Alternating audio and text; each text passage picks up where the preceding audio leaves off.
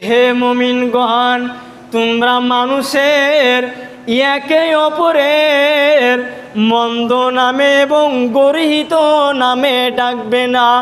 কাউকে অপমান করে কাউরের কথা দিয়ে কাউকে দুঃখ দিবে না, কারণ তুমি একজনের গীবত করবে আর আরেকজনের সামনে তুমি বলবে।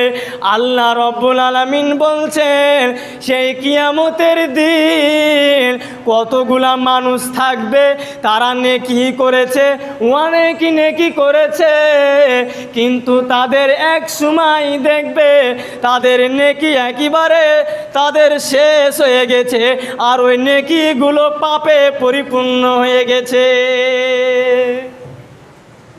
তাহলে ওই ব্যক্তিকে আমাদেরকে জানতে হবে যে অনেক নেকি রয়েছে, আল্লাহ রাব্বুল আলামিনের নেকিগুলো একজনকে দিয়ে দেবে।